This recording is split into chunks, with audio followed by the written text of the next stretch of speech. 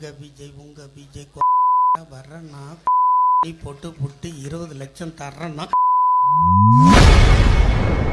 நேற்று திமுக நிகழ்ச்சியில் பேசிய பேச்சாளர் சிவாஜி கிருஷ்ணமூர்த்தி தவிக தலைவர் விஜயை கொடுமையாக தாக்கி பேசியுள்ளார். வச்சுட்டு எங்கள் ஆத்தா செத்து போச்சு. அந்த ஆத்தா ஞாபகமாக அந்த பொட்டு வைக்கணும்ல. கல்யாணம் ஆன அப்புறம் என் பொண்டாட்டி குங்குமம் வச்சுன்னு போடணும். இதில் தப்பு இல்லை. இந்த பொட்டை கொண்டு போய் நடந்து போகிற பாயை பூச்சி நெத்தியில் தடவைனா தப்பா இல்லையம்மா? அதை தான்மா பிஜேபியும் சொல்கிறான், அண்ணா திமுகவும் சொல்கிறோம்.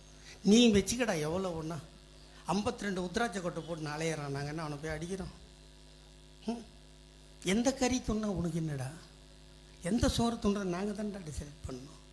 இப்படி கேவலமான ஆட்சியில் இந்த புதுசாக இந்த பையன் வந்துட்டு இந்த பொம்பளை பசங்கள்லாம் கெடுத்து வச்சு இன்னொருத்தி சொல்கிறா அது பெரம்பலூருக்காரி. அப்போ யாருன்னு வேற தேடினேன் நான். ஆமாம் சத்தியமா பெரம்பலூர் கமல்ஹாசன் கட்சியிலேருந்து விஜய் கட்சிக்கு போயிருக்கா.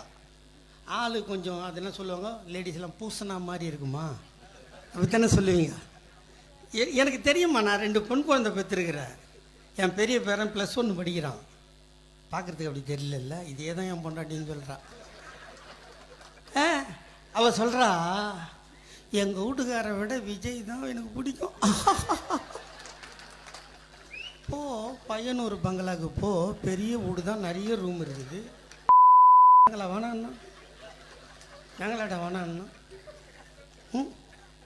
பாட்டு வேற பார்த்தி அந்த பாட்டை ஒரு பாட்டு ஒன்று பாடுறான். உங்க விஜய் வர்றேன்னா போட்டு 20 லட்சம் தர்றேன்னா.